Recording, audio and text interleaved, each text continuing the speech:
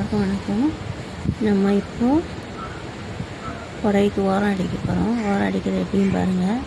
இதில் ஜாக்கெட் பிட்டு இந்த பக்கம் புடவை, இதில் இந்த பக்கம் நீட்டாக இருக்கிற மாதிரியா ஒரே ஒரு நூல் மட்டும் இப்படி எடுத்துக்கோங்க. இதில் இந்த புடவையில் ஊசி வச்சு எடுத்துட்டு, எனக்கு 2 நூலாக வந்திருக்கு.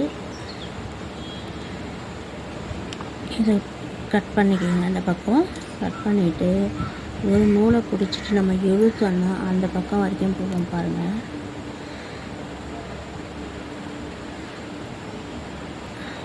அதை பாருங்கள், சுருக்கம் வருதா? இந்த மாதிரி சுருக்கம் தான் வரும். ஃபுல்லாகவே அதே மாதிரி சுருக்கம் வரும். நம்ம கொஞ்சம் கொஞ்சமாக தான் இழுக்கணும். இது பாலிஸ்டர் புடவை வேறு, நூல் அறந்துடுச்சுன்னா திரும்ப ஒரு நூல் எடுத்துக்கோங்க. பெரும்பாலும் அறந்து போகாது, கொஞ்சம் ஸ்லோவாக பண்ணணும், அவ்வளோதான், வேறு எதுவும் இல்லை. இழுத்தீங்கன்னா பட்டுன்னு அறந்துடும். என்ன ஸ்லோவாக அதை பாருங்கள், சுருக்கமாக வருது பாருங்கள். நம்ம இழுத்தால் சுருக்கம் வரும்.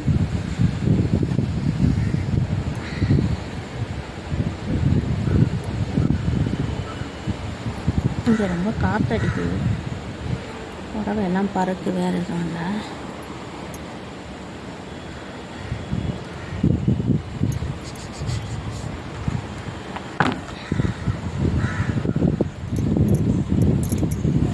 இது ஏற்ற இறக்கம் இல்லாமல் வரணுன்றது தான் இந்த மாதிரியே சுருக்கம் இந்த மாதிரி கட் பண்ணி எடுக்கிறது, வேறு எதுவும் கிடையாது. இல்லைன்னா சுருக்கமாக வரும், நேராக தைக்க வராது, கிராஸாக வரும். இது பாருங்கள், இந்த எண்டு வரைக்கும் வந்துடுச்சு பாருங்கள் சுருக்கம். இதை நம்ம பார்த்துட்டே கட் பண்ணிக்க வேண்டியது. அந்த சுருக்கத்துக்கு மேலேயே கட் பண்ணிக்கணும். இப்போ பாருங்கள், புடவையை அப்படி போட்டாச்சு. மிஷின்கால் போட்டுக்கோங்க. கத்திரி வச்சு அந்த சுருக்கத்தை பார்த்து கட் பண்ணிக்கோங்க. நல்லா சேர்த்து பிடிச்சிக்கோங்க, இல்லைன்னா வேறு எதையாக கட் பண்ணிக்கிட்ட பாருங்கள்.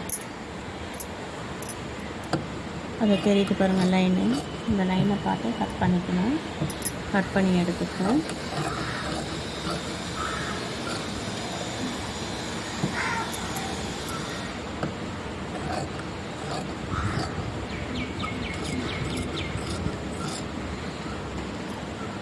தெரியுதா உங்களுக்கு சுருக்கம்?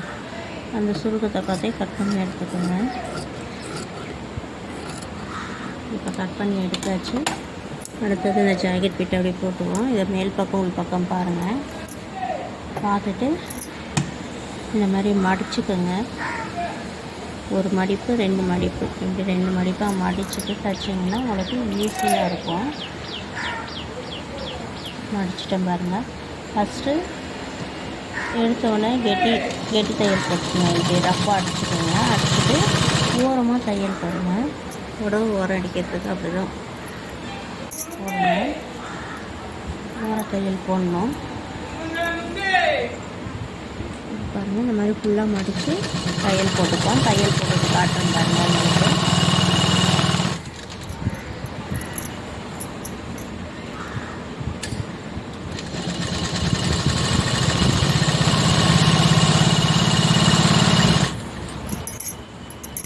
கொஞ்சம் கொஞ்சமாக தான் பிடிக்கணும். நீங்கள் ஒவ்வொருத்தரும் மிஷினில் தையல் போட்டுகிட்டே விடுவாங்க. அந்த மாதிரியும் பண்ணலாம். அவங்களுக்கு ஈஸியாக இருந்தால் பண்ணலாம். இல்லைன்னா கொஞ்சம் கொஞ்சமாக ஊசியை நிறுத்தி வச்சுட்டு இந்த மாதிரி தையல் போடுங்க. அவங்களாம் லாஸ்ட்டு வந்துட்டோம், மடித்தாச்சு.